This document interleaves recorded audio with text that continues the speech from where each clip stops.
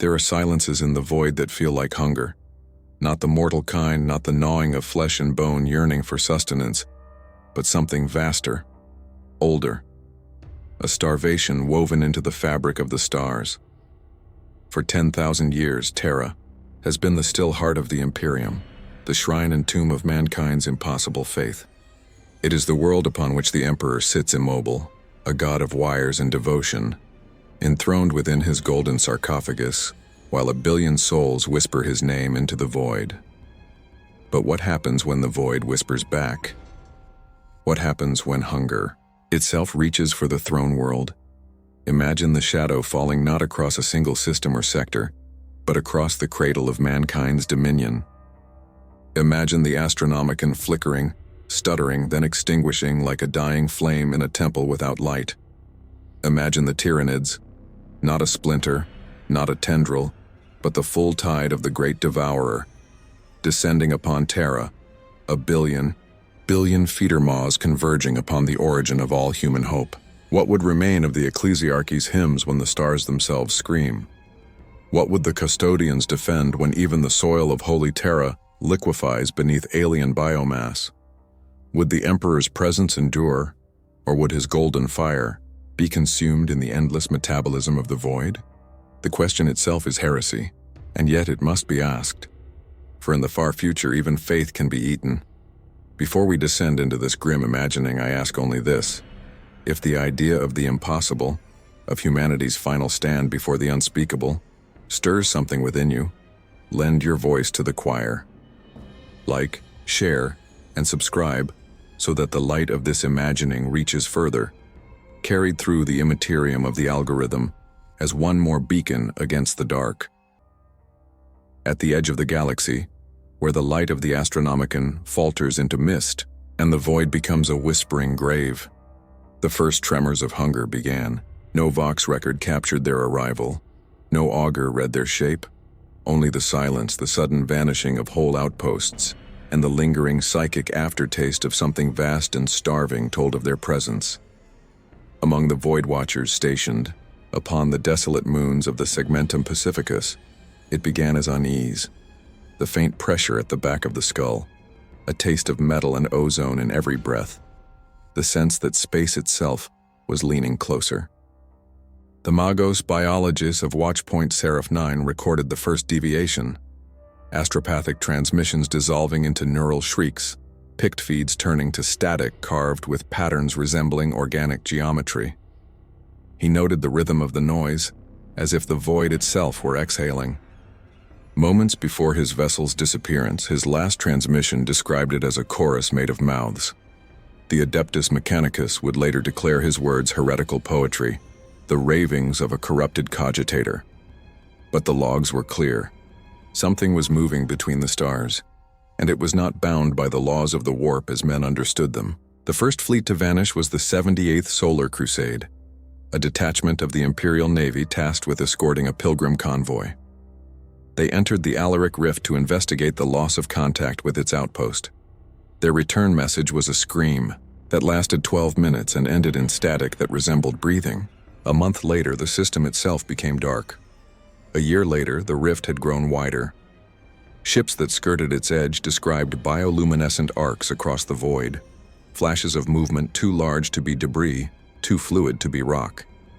Some claimed they saw wings spanning the horizon. Others saw nothing at all, only felt watched as if from within their own blood. Within the halls of the Segmentum Command, orders became prayers. The admirals, gray with sleeplessness, spoke in whispers of a shadow deeper than any warp storm. They remembered the names Leviathan, Kraken, Behemoth, ancient echoes of terror. But this new mass defied categorization. It was not a tendril, nor a splinter. It was convergence. The Hive Fleets were no longer distant storms, but rivers drawn toward a single sea.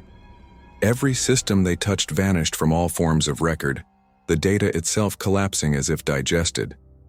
The Mechanicus called it a devouring of information. The ecclesiarchy called it the swallowing of souls. Both were correct, though neither could comprehend the scale. Among the Astartes chapters stationed near the rim, a few made contact. The Iron Heralds recorded battle upon the husk world of Chthon.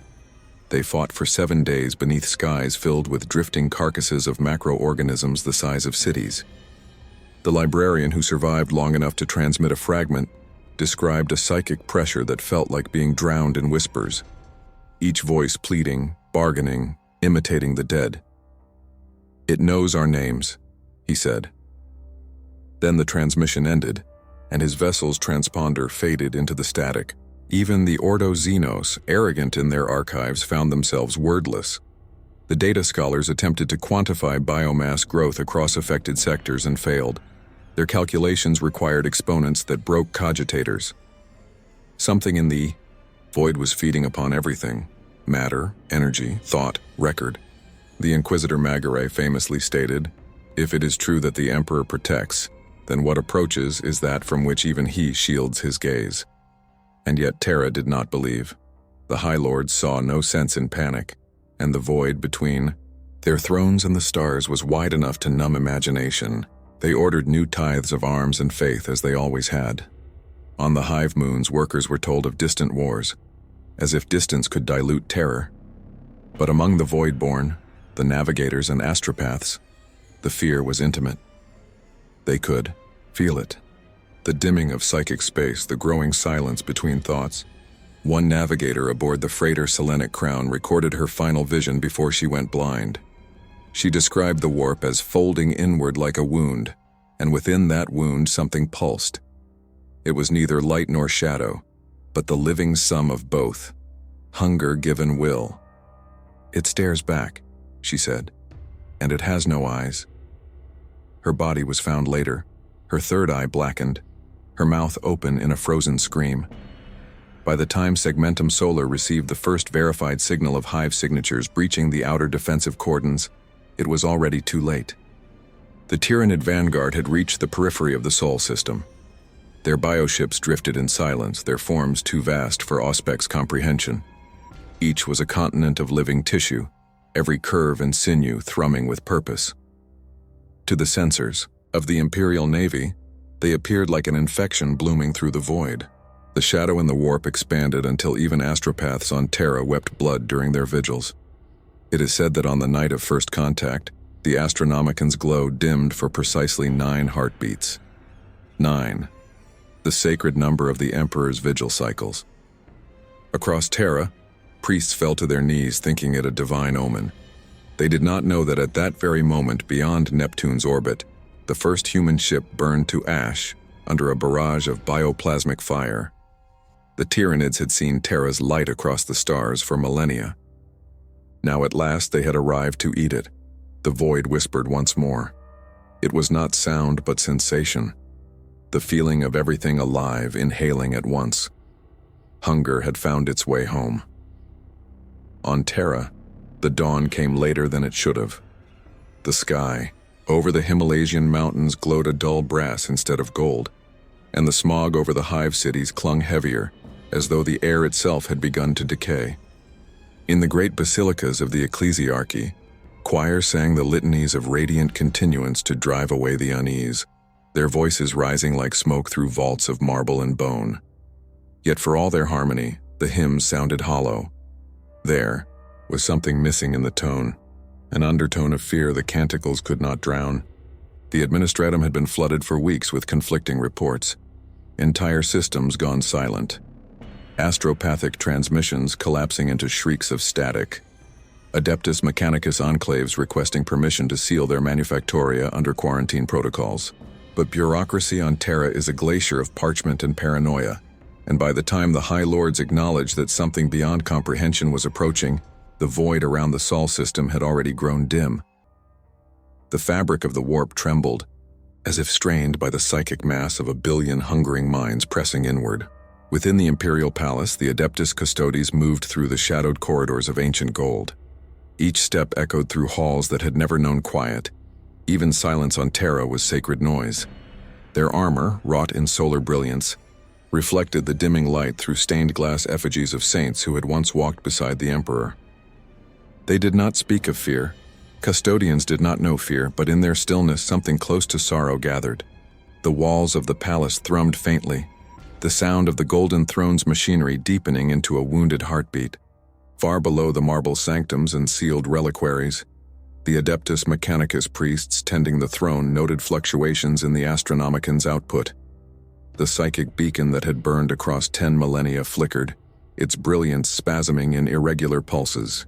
Tech priests communed with machine spirits in a chorus of Binharic static, their incantations increasingly frantic. They whispered of inefficiencies, of energy fluctuations, of cooling systems groaning under strain. Yet they did not dare name what they feared, that the Emperor's fire was faltering. The citizens of Terra felt it in their dreams long before they saw it in the skies. In the hives and pilgrim districts, billions awoke screaming, their minds invaded by visions of chitinous wings and oceans of teeth.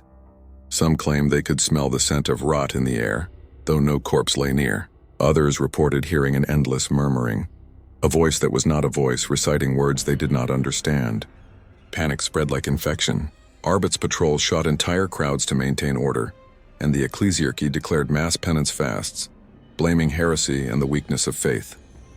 Yet deep beneath those proclamations, even the most pious priests whispered that something far greater than sin was moving toward them. When the first verified pics from the outer system reached the solar command spire, even the High Lords fell silent. The images were low resolution, corrupted by electromagnetic interference, but their meaning was unmistakable. Living fleets, organic leviathans gliding through the void, their bodies pulsing with inner luminescence. They eclipsed the light of Sol's outer reach, blotting out entire constellations in their passage. The data slate fell from the hands of Lord Militant Vorin, clattering across the marble floor. He would later swear that he could feel the heat of alien breath when he looked upon the projection. The Senate of the High Lords convened an emergency assembly. They argued not of strategy, for what strategy could exist against the infinite, but of precedence, ritual, and blame.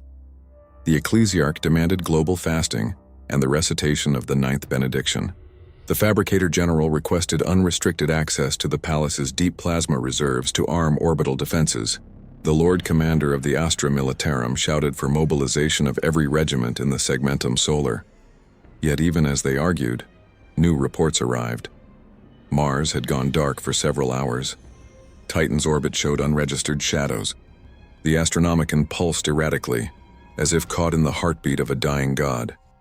Outside, among the people, the reaction was less dignified. The habstacks and underhives of the cradle of mankind became pits of prayer and violence. Pilgrims tore at their own flesh, believing blood might appease the Emperor's hunger or mirror his suffering. Black-robed confessors roamed the streets, declaring that the Emperor was testing his children one final time. Yet amid the hysteria, there were others and quieter voices who spoke a different truth. They whispered that perhaps the Emperor was not testing mankind, but withdrawing from it, that his divine light was retreating before something older than faith itself. Such thoughts were heresy, yet they spread faster than bullets could silence them. The Custodes did not debate theology. They prepared. Silent as statues, they sealed the inner sanctums of the palace, locking the Eternity Gate and deploying the full array of palace defenses that had not been activated since the siege of Terra 10,000 years before. The mechanisms groaned as if waking from a long sleep. Massive banners depicting the Emperor's victories unfurled over the walls, more for morale than for defense. Above the gate, the twin-headed Imperial Aquila stared out toward the heavens, its eyes filled with the reflection of a dying sun. In the chamber of the Astronomican, the choir of 10,000 psykers bled from their eyes as they continued their eternal chant. Their bodies shuddered under the strain of maintaining the beacon. Some begged for release, but the black ship still arrived, delivering replacements by the hundreds. Even in the face of extinction, bureaucracy endured. The Astronomican pulsed again, slower, weaker, then flared with sudden brilliance, searing the air with psychic ozone. The Custodes standing guard felt the heat radiate through the walls. It was not the warmth of salvation, but the fever of a wound beginning to fester. And far above, in the void between Mars and Jupiter, the first fragments of the shadow began to breach the system's edge. A tremor of psychic feedback rippled across every soul attuned to the warp. It was not a scream. It was a sigh, slow, patient, inevitable. As if the stars themselves had accepted what was coming, the throne world waited. The Emperor's light flickered. The hunger drew closer. The first battle for the soul of humanity began not with an explosion but with a shadow. Out beyond Neptune, where the void is cold and slow, the Tyranid vanguard arrived in silence. There was no grand declaration, no warning flare of engines. The bioships simply appeared, drifting as if they had always been there, their immense forms blotting out the distant sun. Their hides shimmered with the faint iridescence of living membranes, every pulse a rhythm of purpose. To the Imperial augurs, they were a distortion of reason, signals that did not match mass, silhouettes that moved against inertia. The Void Watchers aboard the orbital defense platform spoke of motion within motion, of flesh rearranging itself like a dream that refused to remain still. Then the feeds went black. The first salvo from the Imperial Navy came minutes later. Macro cannons fired through the void, the recoil rattling kilometers of armored hulls. Lance batteries screamed, tearing through the dark, their beams burning through the emptiness like vengeance given form. The void bloomed with artificial suns, nuclear fire flaring in a billion fragments of light, and for a heartbeat it seemed as though the swarm could be burned away. But light in the void dies quickly. When the glare faded, the Tyranid fleet still moved, unbroken, unhindered, their bioplasmic hulls absorbing radiation and converting it into new growth. The Hive Mind had seen humanity's weapons before. It had learned. The vanguard organisms struck like predators. Clouds of mycetic spores burst through the black, splitting into clusters of living torpedoes. Each found its target not by trajectory but by instinct, by hunger. They burrowed into hull plating and birthed acid organisms that consumed metal faster than it could melt. The fleet defending Mars's orbital ring lasted an hour before collapsing under a tide of corrosive slime and bone. The Vox channel screamed prayers, orders, fragments of liturgies. Then static, always static, Mars itself became a burning planet of silhouettes. Its surface, once alive with the red glow of Manufactoria, now pulsed with blue and green flashes. Tyranid spores colliding with plasma barrages. The skies rained molten debris and the surface boiled beneath storms of organic acid. The Mechanicus fought like mad gods, unleashing relics not fired since the Horus Heresy. Plasma annihilators the size of cathedrals, and defense cannons that pierced orbit itself. Each shot destroyed thousands, yet the biomass simply reformed. The swarm learned the taste of promethium and found it nourishing. Aboard the Glory of Sol, Lord Admiral Rayan held the line as long as humanly possible. His flagship's decks were flooded with voidsmen reciting the litany of suffering, each voice rising above the screams of the dying. Rayan ordered full power to the Nova cannon, one of only 3 in the system, and fired point blank into the center of the swarm. For a brief, blinding instant, the void became daylight. A sphere of plasma engulfed hundreds of bioships, vaporizing them utterly. The crew cheered. But as the light faded, the cheers turned to silence. The surviving Tyranid organisms had already begun consuming the matter left behind, folding it into their own flesh. In minutes, new ships emerged from the wreckage, sleek and shining with fresh armor, their evolution completed mid-battle. Rain's final order was a curse. His ship was torn apart seconds later. The invasion reached the asteroid belts next. Imperial mining stations that had stood for centuries became food. The void dust glowed with the residue of energy beams and flensed human remains. Then, as though in response to some unheard command, the entire swarm shifted direction, their vectors aligning toward the inner system, toward Terra. The shadow in the warp deepened until astropaths collapsed mid-communion, their minds bleeding golden ichor. The psychic choir aboard the black ship screamed as one before falling silent, their souls snuffed like candles in a storm. On Terra, the sky began to change. The sun dimmed, not from distance or eclipse, but as if something unseen devoured its radiance. The upper atmosphere shimmered with auroras of unnatural color, green bleeding into violet, then into hues no human eye could name. Vox transmissions faltered. Data streams turned to corrupted scripture. People looked upward and saw what they thought were clouds, immense shifting masses blotting the heavens. They did not know they were alive. The first spores fell within hours. Great tendrils of burning biomass streaked across the sky, trailing fire that did not fade. Where they struck, they exploded into clouds of living mist, spreading across continents. Entire hives were consumed in silence as the air filled with organisms too small to see, yet each filled with predatory intent. The atmosphere grew heavy, laden with the scent of fermentation and rot. Birds fell dead from the sky, their bodies already dissolving before they struck the ground. The Imperial Palace sealed itself. The Custodes took their posts upon the walls of the Eternity Gate, their halberds gleaming in the half-light. Above them, defense cannons awakened, filling the air with thunder. The Sisters of Silence gathered in the inner sanctums, their blank minds the only islands of peace amid the growing psychic storm.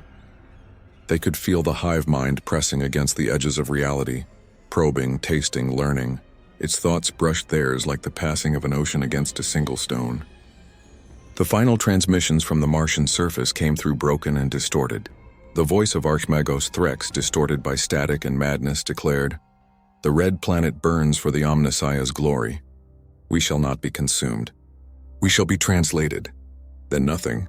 Mars' orbit filled with debris. The last defense platforms fell silent. The night after, the moon itself glowed with the reflection of fire. From the viewing balconies of Terra's highest spires, one could see it, a red stain spreading across the heavens, rippling like a wound. The air was thick, charged with ozone and ash. The citizens of the throne world prayed louder than ever before.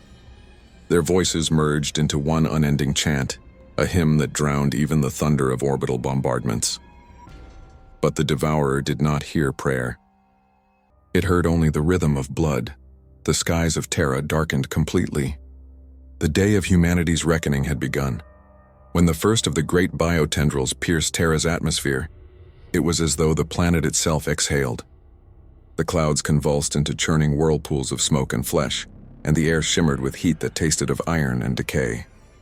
Across the planet's surface, the Vox networks howled with overlapping orders, psalms and screams. The planetary defense forces unleashed everything they had: macro batteries, void shields, plasma arrays, painting the heavens in ribbons of fire. The sky became a living wound. From orbit it might have looked beautiful. Up close it was apocalypse rendered in motion. The first impact struck the Asiatic dust plains.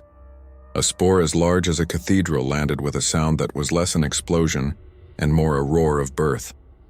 The ground liquefied. Out of the crater crawled the vanguard of the great devourer. Gaunts in the thousands, their forms blackened by re-entry heat, chittering as they reconstituted into perfect formation. They moved as one, as if guided by a single unseen conductor.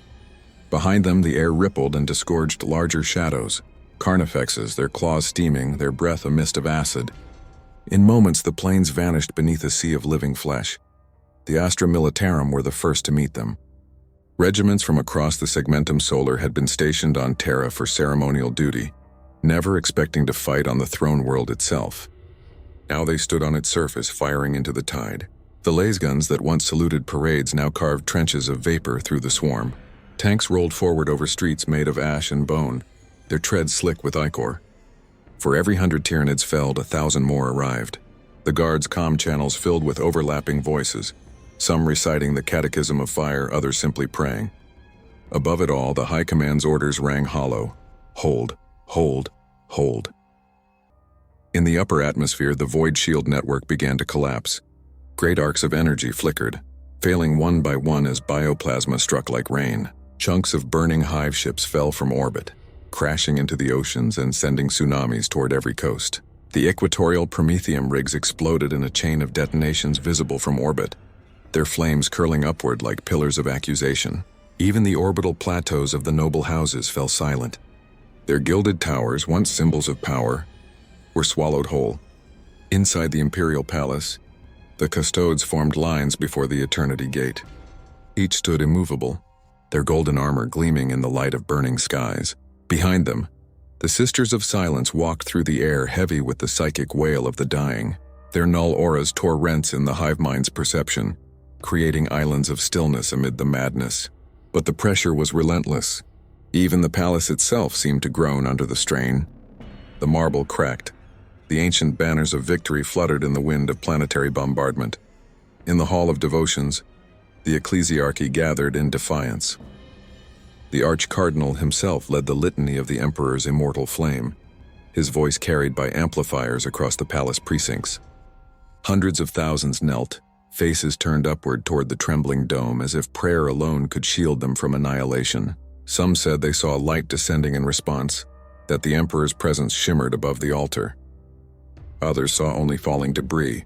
Faith became a weapon, wielded by the desperate. For many, it was the only one left. Meanwhile, in the catacombs beneath the palace, the Adeptus Mechanicus labored with cold precision. They rerouted power from half-dead reactors into the defenses, diverting energy that should have gone to the Golden Throne. It was an act of both treason and necessity. Sparks cascaded from data shrines as tech priests chanted Benharic prayers to long-silent spirits. The air reeked of oil and incense. One by one, the lights of the sublevels dimmed until only the throne's steady hum remained, a heartbeat echoing through the deep. As the siege deepened, the sky above the palace split open. Gargantuan mycetic spores fell upon the walls like siege towers from a forgotten age. Each burst opened to reveal living artillery, organisms that vomited acid streams capable of melting ceramite. The Custodes countered with salvos of graviton lances, each impact tearing vast holes through the attackers. But for every creature slain, another surged forward, birthed from the remains of the dead. Hours became days, and days became something less than time, a blur of violence and prayer. The air grew thick with ash and steam, and the sound of battle became the only liturgy left to mankind. Among the defenders, rumors began to spread like whispered contagion. Some claimed that deep beneath the throne, the Emperor's light burned brighter now, pulsing in rhythm with the battle above. Others said he was fading, his divine fire consumed by the same hunger devouring his world. Still others spoke of dreams, visions of golden wings unfolding, of a vast radiance rising from the throne not in salvation, but in wrath. The ecclesiarch's voice broke mid-sermon. His eyes rolled back and he fell to his knees, mouth open in silent awe. Witnesses claimed that for a moment his flesh glowed from within, as though illuminated by a sun no longer present in the heavens. He whispered a single phrase before his body dissolved into ash. He awakens. The word spread through the palace like wildfire. Faith transformed into frenzy. Pilgrims beat their chests raw. Soldiers wept as they reloaded their weapons, and even the Custodes stood a fraction straighter, their movements sharper, more resolute. Outside the palace walls, the Hive Mind's attention intensified. The swarm began to focus not on conquest but on consumption. It was not satisfied with killing. It sought communion, the ingestion of divinity itself. The air vibrated with a psychic pressure that felt like thought being chewed apart. The Sisters of Silence screamed without sound, their null fields flickering as if the very laws of absence were being rewritten. The void above Terra glimmered, and for an instant, those who could see into the warp described a shape there, something golden, immense and bound in agony. The siege of faith was no longer about survival. It had become a war of belief, a contest between hunger and holiness. Each prayer was a weapon, each heartbeat a defiance. Terra, once the center of empire, now existed as a single syllable in the endless dialogue between predator and god. And as the final wall of the palace trembled beneath the impact of bioplasma, as the Custodes tightened their grip on their halberds and the dying sun bled over the horizon, a question echoed through every living mind upon the throne world. Was this the Emperor's test? Or his funeral? In the deep heart of the palace, far below the screams and thunder, the Golden Throne shuddered. Its ancient conduits, once vessels of life-sustaining energy, now pulsed erratically, like arteries straining under too much blood. Sparks cascaded from the sacred machinery, igniting motes of dust that drifted through the air like dying stars. The Adeptus Custodes stationed in the Sanctum Imperialis watched in silence as the throne's radiance dimmed, then flared brighter than ever before, casting their shadows long and trembling against the marble. Magos Dominus Halix IX approached the throne's dais, his mechadendrites trembling with static interference. His voice crackled over vox filters. The throne's stabilizers are failing. The synaptic resonance of the swarm is interfering. The circuits dream. He turned his eyeless gaze toward the custodian at his side, who did not answer. Custodian Arcan of the Auric Blades stood motionless, his face unreadable behind his helm. Yet even through the armor's layers of sanctified gold, he could feel it, a heartbeat not his own, pulsing through the stone beneath his feet. That pulse was not mechanical. It was divine. Outside, the world was ending. The palace walls burned like parchment, the great towers of the ecclesiarchy collapsing in pillars of molten glass. The air itself seemed alive, every gust carrying spores and screams in equal measure. Entire divisions of the Astra Militarum had ceased to exist, not defeated but simply absorbed. Their weapons and armor dissolved, reconstituted as organic matter. The swarm was no longer merely invading, it was becoming the world. Above the chaos, the shadow of the Hive Mind loomed, vast and unseen. To those sensitive to its presence, it was a pressure in the skull, a taste of copper and grief in the mouth. It did not speak in words. It thought in gravity and hunger. And now its gaze fixed upon the palace, not as fortress but as feast. The Tyranids advanced in tides. Bio-titans towered above the horizon, their forms wreathed in clouds of acid mist. They crushed the ruins beneath them, each step shaking the surface of Terra like a drumbeat of extinction. Yet even as they marched, new shapes emerged among them, creatures that bore faint echoes of humanity's form. Twisted parodies of soldiers, their faces half-formed, their weapons fused to flesh. The swarm was learning. It was remembering what it consumed. On the walls of the palace, the last of the Imperial Fist successors fought to the death. Their armor was broken, their oaths fulfilled. Captain Theodric of the Lions of Dorne stood on a parapet overlooking the Plaza of Martyrs, chainsword in one hand, a broken banner in the other. His voice came through the vox in ragged bursts. "We stand until he breathes." Not before. He leapt from the wall into the swarm. His death was neither glorious nor witnessed, but the echo of his defiance lingered, carried on the psychic wind that howled across the throne world. Within the throne room, the hum of the golden throne deepened into a groan. The light emanating from the Emperor's body flared outward, searing the walls. The Custodes dropped to one knee, not in prayer but in instinctive submission.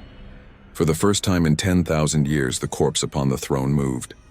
A single finger twitched. The effect was instantaneous. Across the planet, every psyker screamed and fell silent. The hive mind itself recoiled, its endless consciousness rippling like disturbed water. The air shimmered as reality strained under the weight of that gesture. Then the voice came, not spoken, not heard, but known. "You have come to feast. So feast upon my fire." From the throne erupted a torrent of golden light. It burst upward through the ceiling of the palace, through layers of stone, steel, and faith. It reached the sky and split the clouds, creating a column of radiance visible from every continent. For a moment the swarm halted, its motion stuttering as though time itself had been wounded. Then the light expanded. It was not warmth, it was judgment. Every Tyranid within the palace precincts began to wither, their carapaces melting, their ichor vaporizing into gold dust. Bioships in orbit convulsed as their synaptic links were severed. The hive mind screamed, a sound so vast it shattered every window, ruptured every eardrum, and drove half the surviving mortals to their knees. The Emperor's body was burning. The throne's machine spirits howled as their systems overloaded, conduits exploding in cascades of fire. The tech priests fled, their mechanical limbs twisting in terror. Custodian Archon stood his ground, watching the impossible unfold. The Emperor's golden armor cracked, revealing beneath it not flesh but light, pure and infinite, bleeding from every seam. The psychic flare engulfed Terra. Across the planet, the dead stirred, not as corpses but as memories, souls momentarily reignited in the glare of their god. Billions felt his gaze upon them and for a heartbeat understood. The Emperor was not dying. He was consuming. The hive mind faltered. The swarm's unity shattered into chaos as instinct and fear replaced purpose. Creatures turned upon each other, devouring themselves in confusion. In orbit, entire tendrils of the fleet detonated, their stored biomass igniting like dry tinder in the void. The light of Terra outshone the sun, but victory was a word without meaning now. The throne's light began to collapse inward, folding upon itself. The Emperor's power, unleashed beyond mortal comprehension, was drawing all things toward it: matter, thought, and soul. The Custodes nearest the dais were incinerated instantly, their golden armor reduced to drifting ash. The palace disintegrated into radiance. As the light consumed everything, Archon felt himself lifted, not by flame or gravity, but by memory. He saw visions not of death but of rebirth, a galaxy remade not of flesh or machine but of consciousness bound by faith and fire. He realized with the last flicker of thought that this was not the Emperor's end. It was his metamorphosis. The golden throne exploded from orbit. Observers, Those few still alive aboard the crippled fleet witnessed a second dawn rise over Terra. The planet's surface glowed, reshaping itself under forces no science could name. Where once had stood the palace, now a wound of light opened, reaching into the void. For a single moment, the hive mind and humanity shared silence, and then the light went out. In the endless black that followed, echoes remained, faint, sacred, and terrible. Some claimed to hear a heartbeat from the direction of Sol, steady and distant, pulsing through the immaterium like a drum of destiny. Others whispered that the Hive Fleets had begun to retreat, not in defeat but in reverence. When the light receded, there was no sound. The universe itself seemed to hold its breath, as if afraid that even the whisper of creation might disturb what remained of Terra. The throne world was gone, or rather, it had become something else. From orbit, the planet appeared as a black sphere rimmed in faint gold, its atmosphere stripped, its oceans boiled to vapor. Yet from that desolation a pulse emanated, a rhythm not of life but of persistence, the echo of something vast and unyielding, an ember that refused to die. The surviving Imperial vessels drifted in the void, their hulls scorched, their crews hollow-eyed. The Vigilant of Calth, flagship of the surviving Segmentum fleet, had no engines left, only faith. Admiral Juno Varan stood upon its shattered bridge, staring through the viewport into the dim halo of what was once Sol. The light that now came from that place was not sunlight.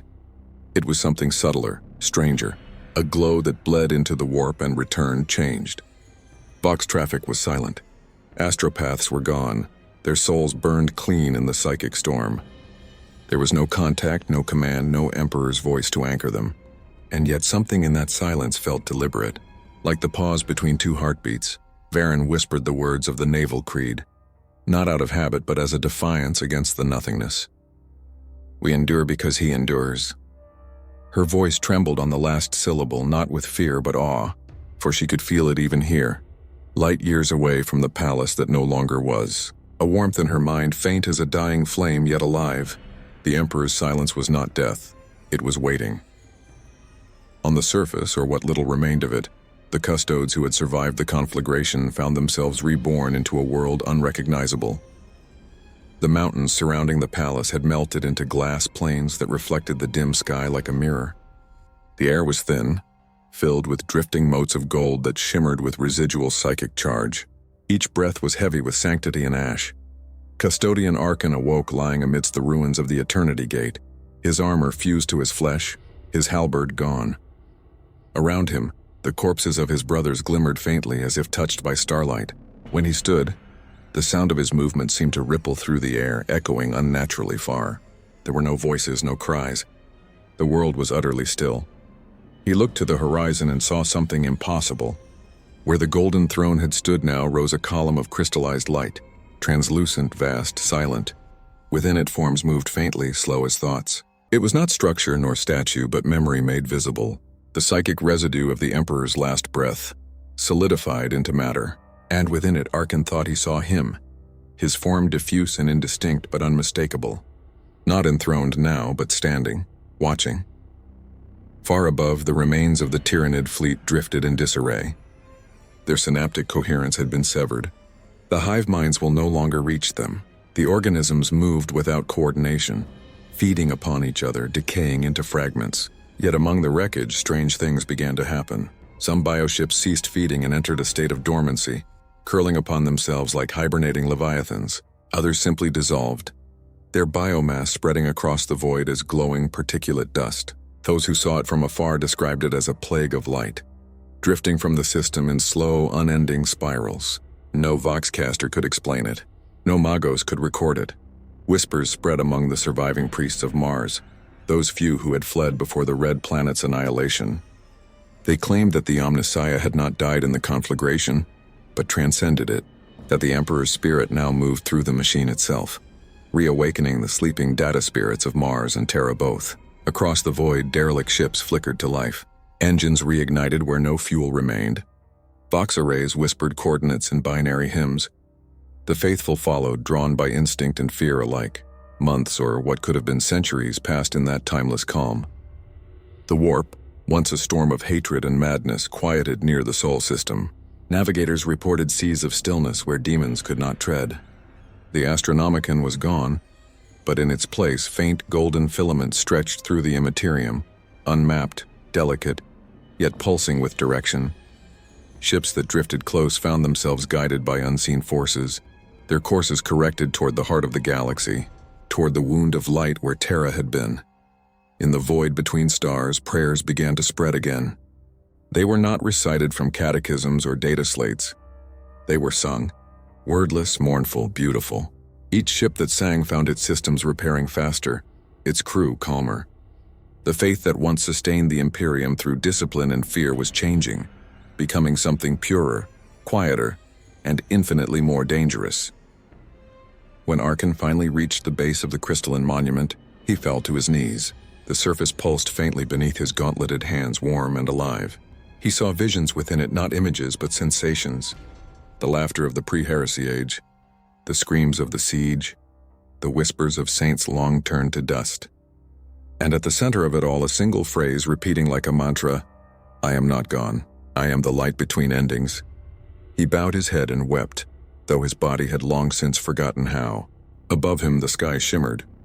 The blackness parted, revealing for a moment the faintest hint of dawn, pale, trembling, and uncertain. But dawn nonetheless. Across the galaxy, reports began to surface, fragmented and impossible.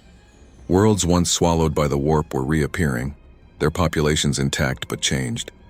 On some, the dead rose not as corpses but as echoes, psychic afterimages that guided the living. On others, the Tyranids had simply vanished, their remains fossilized into luminous stone. The Mechanicus named these phenomena the Sol Anomaly. The Ecclesiarchy called it the Silent Dawn. And in the shadows, the Inquisition whispered that the Emperor had finally achieved what prophecy could not name, apotheosis through annihilation. Yet the silence held. No decree from the throne, no new orders, no golden radiance returning to guide them. The Imperium was left with only echoes and faith, and for the first time that faith was enough. The people no longer prayed for his return. They prayed to become worthy of his absence. And in that quiet, across 1,000 worlds, faint lights began to rise in the night, each one a small reflection of the fire that had once consumed Terra. The Imperium lived on, not by decree but by memory, and somewhere, beyond the veil of the immaterium, something vast and golden stirred again. The galaxy did not end with Terra's death. It simply forgot how to breathe. In the wake of the silent dawn, the stars themselves seemed dimmer, their light warped by memory and ruin. Astropathic choirs lay silent, their thrones cold, their song extinguished. For the first time in 10,000 years, the Imperium was deaf to itself. What had once been an empire of worlds now existed as broken fragments, shattered continents of faith and fire drifting in a void without center. Across Segmentum Solar, fleets wandered blind, guided not by the Astronomicon but by instinct and superstition. Captains spoke of phantom lights in the warp, golden threads that shimmered and vanished like veins of divine ore. Some ships followed them and vanished. Others returned months later, their crews aged decades, whispering of a voice that had spoken to them in dreams, a voice like thunder wrapped in mercy. Whether it was the Emperor or the echo of madness, no one could say. The High Lords of Terra were gone, their bodies burned in the golden conflagration that had consumed the palace. In their absence, governance fractured. New powers rose from the ruins. Planetary regents, rogue cardinals, and warlords wrapped in the banners of loyalty. Each claimed to speak for the throne, and each prayed louder than the last. The Ecclesiarchy declared the dawn a holy metamorphosis, calling it the Emperor's transfiguration. The Mechanicus named it a singularity of faith, an event where matter and divinity became indistinguishable. The Inquisition called it heresy, and then divided itself into silence, each faction retreating to their hidden conclaves to interpret the Emperor's final act as best they could. Yet, amid this fracture, something new was growing. On the shrine world of Ophelia 7, pilgrims filled the scorched streets by the millions. They came not seeking miracles but purpose. The statues of saints that once loomed cold and lifeless now bled faint light from their eyes. The air trembled with voices that no vox could capture. Low murmurs of presence, as though the Emperor himself breathed faintly through every prayer. Canoness Irina Vale of the Order of the Ebon Chalice stood before the Basilica of Fire, her armor scorched from the long march, her bolter slung low. She had seen the Hive devour whole systems, She had watched the light consume Terra, yet when she gazed upon the radiant sky of Ophelia, she felt something unfamiliar, hope, not as command but as choice. Her sermons no longer spoke of obedience. They spoke of becoming. He did not die, she told the masses. He changed the meaning of survival. We are no longer his soldiers, we are his continuation. The words spread faster than any sanction could stop. But elsewhere, the shadows gathered. On the forge world of Electo, the surviving magi of Mars' lineage unearthed new patterns in the noospheric echoes that had traveled from Sorcerer. They found equations written in the magnetic dust of dead engines, patterns that predicted not entropy but rebirth. The data was alive, adapting, rewriting itself with every scan. The Omnissiah's will had fused with the machine. Tech priests began hearing whispers in their augmetics, binary hymns that carried warmth instead of static. Some went mad from joy. Others tore their own circuits out, fearing contamination. One by one, the Manufactoria awoke on their own, creating not by command, but by desire. Constructs shaped by no blueprint emerged from the assembly lines, machines of strange elegance, half-organic, humming with unknown power. When questioned by terrified adepts, these constructs spoke only one phrase through vox distortion. We remember the light. The Mechanicus was divided. Half proclaimed this as the true ascension of the machine god. The rest called it blasphemy incarnate. Battles erupted within their hallowed halls, fought not with bolters but with virus and code. The schism spread like fire, turning Forge World against Forge World. Meanwhile, the Hive Fleets beyond the veil did not vanish. The psychic silence of Terra's death left a void in the warp, and the Tyranids, creatures of instinct and hunger, felt it keenly. Without the Emperor's psychic beacon to anchor the galaxy, the swarm drifted, directionless yet restless. Some tendrils turned upon each other, fracturing into rival broods that evolved in isolation. Others were drawn toward the faint pulse that now radiated from Sol, a rhythm in the warp they could neither comprehend nor resist. What the Hive Mind sought now was no longer mere biomass. It had tasted divinity and hungered for it still. The remnants of Hive Fleet Leviathan, scattered yet not broken, began to converge again, adapting to new forms. Among them emerged a new consciousness, smaller, sharper, less collective. Some magi theorized that the Emperor's psychic detonation had imprinted upon the swarm's genetic code, leaving behind a fragment of human memory. Others whispered that this was deliberate, that even in his death the Emperor had seeded his light where his enemies fed. Across the galaxy, humanity persisted not through unity, but through memory. Entire planets declared themselves bastions of the dawn, forming alliances built on the belief that the Emperor's silence was a test.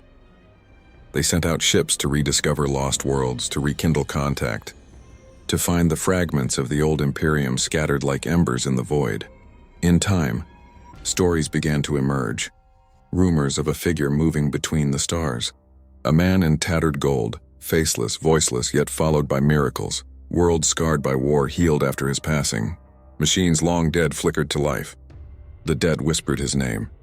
Some said it was a saint born of the Emperor's final breath. Others believed it was him, walking once more among his children. The Inquisition branded the rumor heretical, but the common folk did not listen. Faith had become something greater than fear, and so the galaxy stood at the edge of rebirth and ruin alike. The throne was gone, but its echo remained, a pulse in every heart, a light in every fragment. The Imperium had fractured, yes, but in that fracture glimmered the truth of its endurance.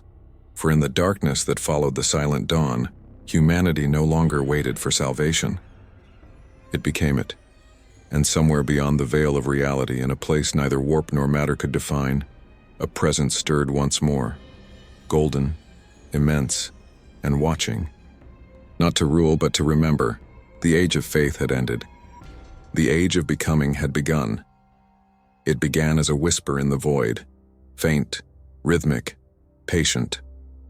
Not human, not psychic in the way mortals understood, but something deeper. A tremor in the warp that carried the scent of memory. The Tyranids were changing. The Hive Fleets that had survived the Emperor's light drifted for years, wounded and hungry, their coherence shattered. But hunger in its way is also a teacher. From the ashes of their defeat, the swarm began to learn. The Hive Mind's silence was not death. It was listening. Out beyond the galactic rim, among the derelict hulks of what had once been Leviathan, strange signals emerged. Vox echoes repeating human prayers distorted through chitinous throats, fragments of the litany of faith woven into the hum of synaptic resonance. Some Magos biologists who studied the recovered samples declared the phenomenon impossible. The swarm had begun mimicking the psychic wavelengths of human belief, not merely copying but replicating the pattern of devotion itself, the very frequency of reverence that once bound humanity to its emperor. In time, entire splinters of the Hive Mind began to pulse with this aberrant rhythm, where before its presence in the warp had been a void, a cold gravity pulling all life toward silence. Now it glowed faintly, a parody of the Astronomicon, flickering with imitation grace. Ships that passed near these regions reported hallucinations, visions of golden light in the deep, and voices that promised salvation in tongues that dripped with hunger. Many who heard the call turned their ships toward it and were never seen again. On the frontier world of Damaris, the first true sign appeared. The sky rippled, turning red and violet as though the air itself were bleeding. The local PDF raised their laser guns, expecting spores, claws, and death. Instead, what descended from the clouds were not Tyranids as they knew them. These were shaped like men, bone and sinew molded into familiar symmetry, eyes burning with a cold false sanctity. They walked upright, clothed in membranous growths that resembled priestly vestments, and spoke words that made no sense yet filled every mind with dread. He feeds through us. His will devours. His love consumes. When they raised their hands, the ground split, not from impact but from resonance. The planet itself shuddered under the weight of the psychic echo they carried. Those who listened too long began to weep and pray to things they did not understand. Some turned their weapons on themselves. Others joined the new worship willingly, drawn to the illusion of divinity that pulsed through the swarm. Within a month, Damaris was gone, absorbed not through battle but through conversion. The Inquisition named this phenomenon the Tyrant's Shadow. They argued that the Hive Mind had evolved to consume faith as it once consumed biomass. In their vaults, transcripts of intercepted astropathic signals told the same story. Entire worlds falling silent after proclaiming visions of the Emperor's return, only for the light in their skies to darken and the stars themselves to vanish in biological mist. But there were those within, the Ordo Xenos, who disagreed. Inquisitor Kel Vareth, survivor of the Sol conflagration, believed that this was not evolution but infection. He argued that when the Emperor's light had engulfed the swarm, it had burned too deeply, leaving fragments of his psychic essence within it. A divine contagion that the Hive Mind now struggled to understand. The Tyranids do not worship, he wrote in his final communique, but they remember what it felt like to be worshipped. After sending that message, his ship disappeared over the world of Velex Prime, where a second false Astronomicon had appeared, a sphere of golden light surrounded by chittering shadows. Across the Imperium's fractured remnants, confusion spread. To the faithful, the Tyranids' mimicry was blasphemy incarnate. To the Mechanicus, it was data, and to the desperate, it was a promise. Pilgrim fleets began to drift toward the new lights in the warp, believing them to be fragments of the Emperor's soul. Some vanished without a trace. Others returned changed, their crews calm, pale, and silent, their eyes reflecting faint patterns of organic latticework.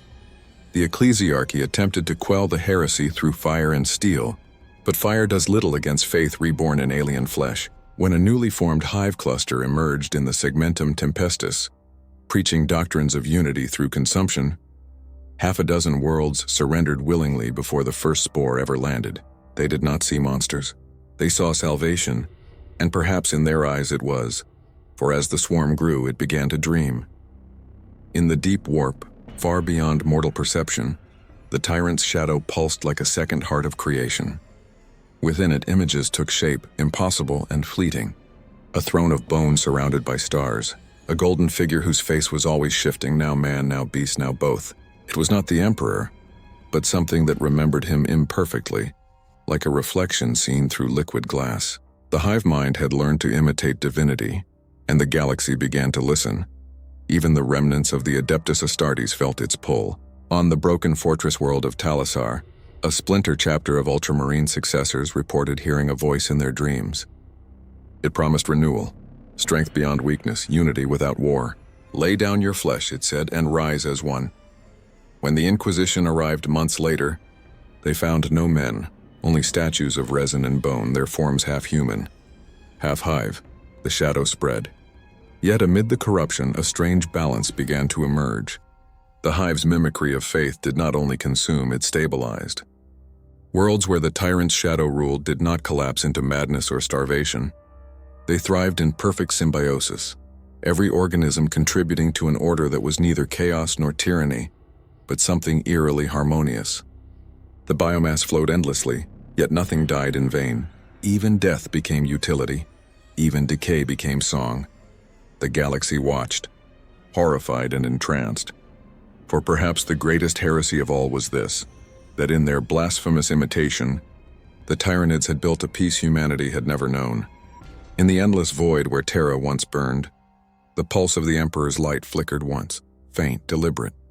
The warp trembled as if reacting to a challenge, and somewhere within the deep shadow of the hive, the false golden light faltered as if waiting for a response.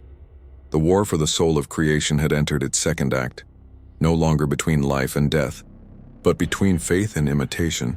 The galaxy stood upon the brink, listening to two gods, one of flame, one of hunger, and both whispered the same word, unity.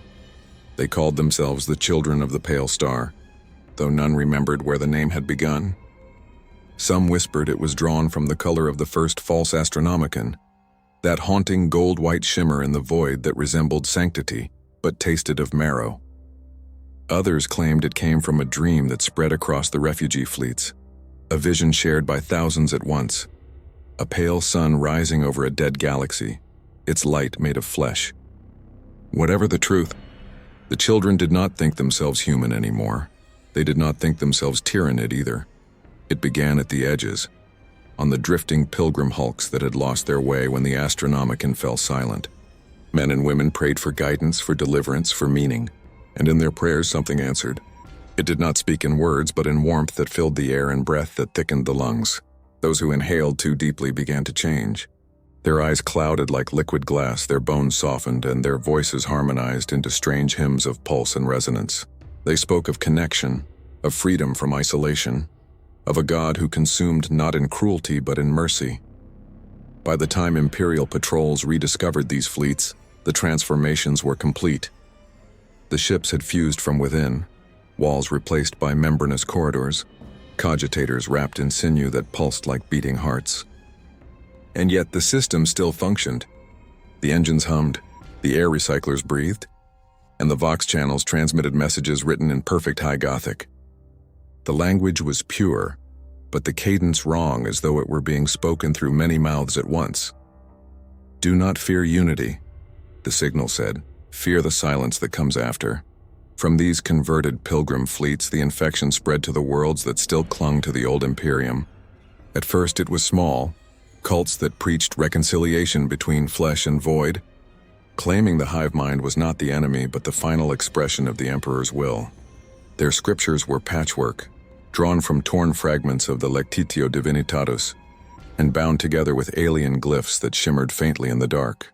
Ecclesiarchal agents burned the texts wherever they were found, but still they multiplied, passed hand to hand, whispered from mouth to mouth like prayers carried on breath. The new faith spread not through conquest, but through comfort. It promised the end of division, the end of fear, the end of loneliness. To those who had seen the horrors of the swarm and lived, it offered understanding that the hive did not hate humanity, it simply absorbed what it found. And perhaps, they said, that was what the Emperor had always intended. Had he not wished for unity? Had he not sacrificed himself to bind mankind together under one light? Perhaps this, they murmured, was his final test, to surrender individuality not in death but in communion. At first, only the desperate listened. Then came the soldiers.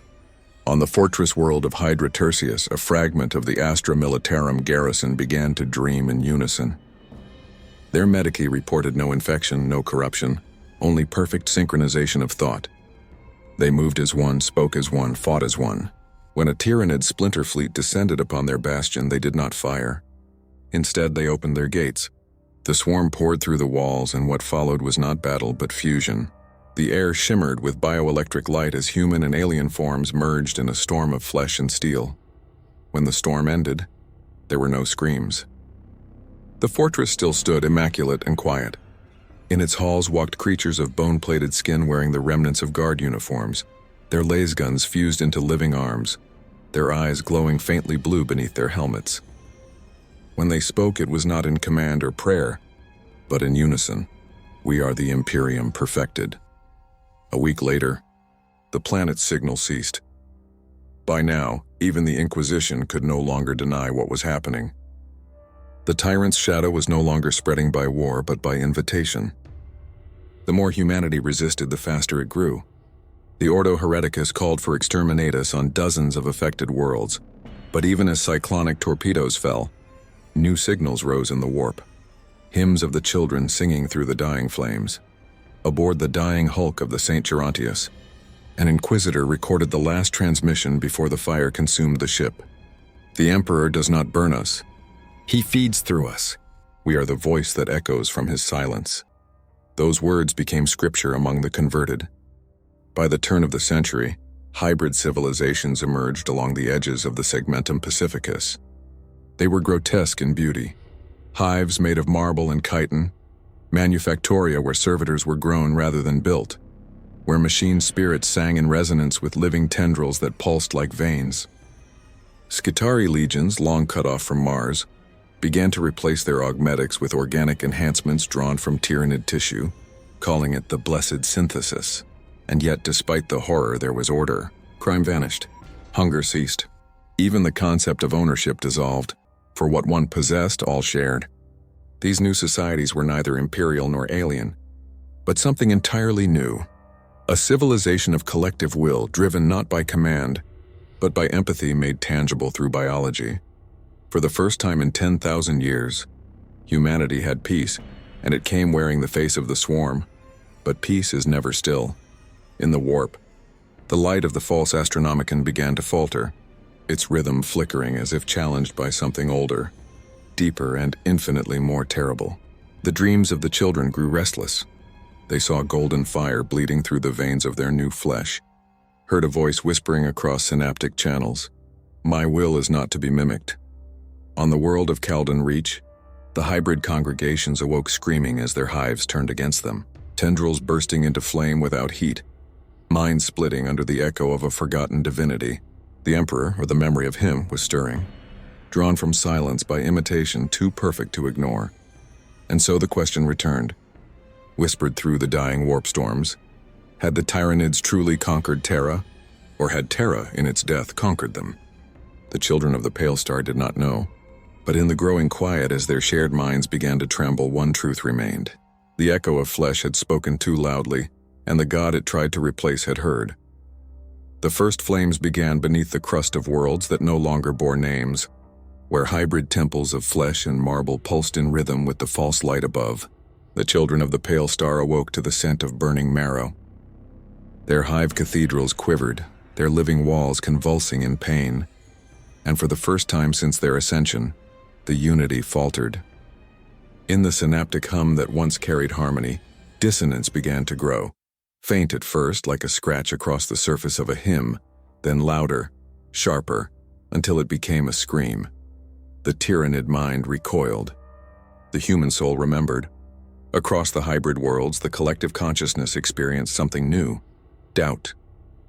It began as a flicker in the shared memory of those who had once been soldiers of the Astra Militarum. Faces they had forgotten emerged in their thoughts, comrades, lovers, children. Voices long devoured whispered prayers they did not understand. And in that moment, something within the hive trembled, as though the song of unity had been struck by a discordant note of fire. On the world of Damaris Reborn, the High Symbiarch, once a priest of the ecclesiarchy now fused with alien tendrils, stood before the gathered masses to calm the tremors in the hive mind. His skin gleamed like polished ivory, his eyes black voids reflecting the false astronomicon above. But as he opened his mouth to speak, golden light poured from his throat. His body convulsed, his bones cracked, and from within his chest emerged a voice that was not his. "You cannot forge sanctity from hunger." The crowd fell to their knees. Some wept, others screamed. The symbiote burned from within until he was nothing but ash and ichor, and in his place stood nothing at all, just the faint echo of a voice that lingered in every mind that heard it. The Emperor's tone, remembered by the warp itself, had returned. What followed was not a war in the material sense, for there were no lines, no fronts, no armies. It was a war of thought. Within the shared network of the hybrid hive, a fracture spread. One half still clung to unity, the sweet, comforting pulse of collective existence. The other half began to remember individuality, to recall the pain and pride of being human. The hive mind, built upon perfect consensus, began to eat itself from within. The Tyranid synapses, confused and overloaded, began to emit psychic shockwaves that rippled across the galaxy. On worlds untouched by the hybridization, people fell to their knees, clutching their heads as the echoes passed through the warp. Waves of pain laced with fragments of prayer. "Forgive us," the voices said. "We only wish to be whole." The fire spread not through combustion, but through awakening. The hybrid cities began to glow from within, veins of golden bioluminescence tracing their organic spires. The false astronomicon dimmed, replaced by something deeper, brighter, and infinitely more terrible. The Emperor was not reborn, not yet. But his memory, the imprint of his will, was stirring within every neuron that had once belonged to man. And as that echo grew, the hive mind began to remember him too. In the depths of the collective, where the tyrant's shadow once pulsed, something impossible happened. The hive mind, that vast alien intelligence beyond comprehension, hesitated. On the dying ship Omniscia's Folly, drifting between the ruined stars, Magos Biologis Heratin recorded what would become known as the Lament of the Flesh. Through biosensors embedded in his skull, he captured the psychic sound of the hive mind's hesitation, a deep, shuddering breath like the galaxy itself exhaling. In his final log, transmitted seconds before his ship was consumed, he wrote, "I have heard the sound of the hive remembering fear. The Emperor's echo burned not as a flame, but as judgment. It did not destroy the hive from without. It made it look inward. The more the swarm remembered humanity, the more it understood guilt. And in understanding guilt, it faltered. Whole nodes of the tyrant's shadow went dark, consumed not by war, but by repentance, a concept it had never known before. On the hybrid world of Sendris Magna, where human and Tyranid lived as one, the skies turned gold for 7 days. The inhabitants, bound in communion, experienced visions of a burning throne and a voice that spoke not in command, but in sorrow. "I made you in my image," it said, "and you made another." When the light faded, half the planet's population dissolved into nutrient pools, not devoured, but released. The rest awoke alone for the first time in generations, their minds cut from the hive, their flesh still marked with its gifts. They wept not from loss, but from understanding. Across the galaxy, the war of faith and imitation reached its crescendo. The hive mind tried to purge the Emperor's echo from its synapses, but the infection had gone too deep. Humanity's psychic residue, the collective memory of worship, loyalty, and love, had rewired its structure. Each attempt to suppress the light only made it burn brighter, and then silence. For 3 months the warp went still. Ships drifted aimlessly. Astropaths wept blood, unable to hear anything beyond a single pulse that repeated endlessly through the void. It was the rhythm of a heartbeat. Neither human nor Tyranid, something between. Then, from the depths of the soul grave, the impossible occurred. The ruins of Terra began to shine. Not with fire, not with biomass, but with psychic resonance so pure it pierced the shadow of the hive. The ashes of the golden throne, still clinging to their orbit of dust and ruin, pulsed once, and in that instant every hybrid across the galaxy felt it. A wordless call, a summons that demanded no worship, only remembrance. The hive mind screamed. Not in rage and in grief. The fire that remembers spread faster than hunger ever had. Tyranid fleets turned inward, burning their own worlds to purge the echo, yet the more they consumed, the stronger it became. On human colonies that had never known the swarm, children were born with eyes of gold and veins that pulsed with faint bioluminescent light. Some said they were abominations, others called them saints.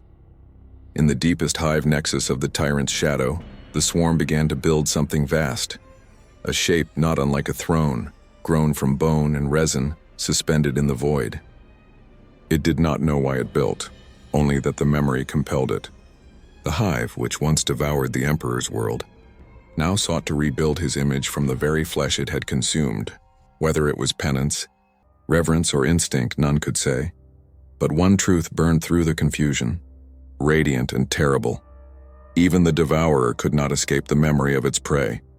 The galaxy had grown silent. Not the silence of death, nor the lull between wars, but something deeper, an infinite stillness that seemed to wait for breath. The warp storms had receded, leaving the void crystalline and clear. The false astronomicon had dimmed to an ember, while the real one, the Emperor's true light, or the shadow of what he had been, burned faintly over the ruins of Terra.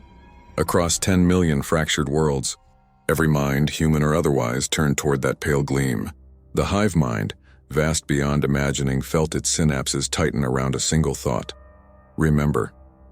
It was here, above the dead sphere that had once been the cradle of mankind, that the last act began. The Hive Fleets gathered not as conquerors but as pilgrims. Their titanic bodies drifted through the void like cathedral spires adrift in the dark, their chitinous hulls glowing faintly with patterns that resembled scripture more than biology. From their depths poured spores not of war, but of transformation. Each fragment of the swarm seemed to be sculpting something, working in silent reverence toward a singular purpose none fully understood.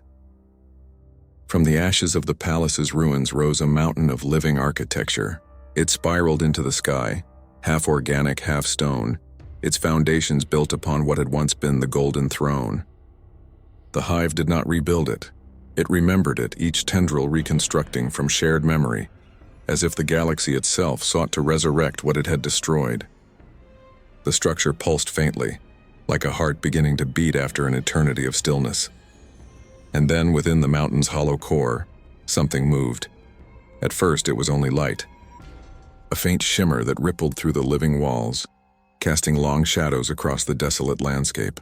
The hybrids who had followed the call to Terra fell to their knees, their minds dissolving into static as they felt the presence wash over them. It was not the Emperor as they remembered him, nor the hive as they had known it. It was both, and neither. In the collective consciousness that bridged human soul and alien instinct, and understanding bloomed. The Emperor's will had not been extinguished in the hive's devouring. It had entered it, seeded through every neuron, every synapse, every hunger. The swarm had carried him unknowingly, bearing fragments of divinity through its endless consumption. The Emperor's fire had slept within the beast, and now upon the ashes of his throne it awoke. The hive mind convulsed. Galaxies away, the great fleets froze mid-flight as the synaptic network shuddered under the strain of rebirth. The connection between predator and prey dissolved. Every organism in the swarm felt the same thing, a memory not of hunger but of purpose. A light that pierced instinct and replaced it with choice. The Emperor spoke not in words but in the rhythm of existence itself. You devoured my flesh to end your hunger. You carried my light without knowing. Now learn to carry my silence. And in that silence, the hive mind understood what humanity never could. That the Emperor's dream had always been unity, not dominion. That his golden age had died not from corruption, but from fear of oneness. And that the Tyranids, in their endless hunger, had achieved by accident what the Imperium could not by faith. From orbit, the resurrected world glowed like a wound healing in slow motion.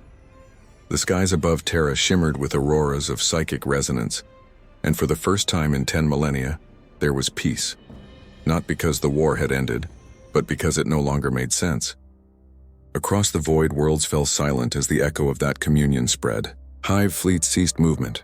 Astartes on forgotten fortresses dropped their bolters and knelt. Even the fractured remnants of the Adeptus Mechanicus paused, hearing the hum of machine spirits harmonize with the pulse of the new life below. Terra began to breathe. Those who walked its surface saw forests of living bone sprout through marble ruins, veins of golden resin winding through the shattered halls of the palace. Every step carried the scent of promethium and rain. The last surviving custodians, their armor scorched and broken, wandered the reborn spires with disbelief carved into their faces. One, known only as Alaric the Silent, reached the base of the living throne and fell to his knees, whispering words that echoed through the psychic air. "Father, what have we become?" And from the throne came the answer, gentle, resonant, unrecognizable, alive. Yet not all accepted this peace. Far beyond the rim, fragments of the old hive mind recoiled, severing their link before the transformation could reach them. To these remnants, the new order was corruption, a disease born from human weakness. They gathered in the void, forming the last true swarm, vowing to devour the galaxy anew. From their synaptic murmur came a single chilling truth, that perfection had cost them hunger, and hunger was all they had ever known. Thus began the last war. Not for territory, not for survival, but for the soul of the swarm itself. As the reborn Hive of Terra expanded, the opposing fleets descended, vast screaming leviathans bearing the cold purity of the old Tyranid design. The void between stars ignited once more. Psychic storms tore through the materium as evolution fought against redemption, instinct against enlightenment.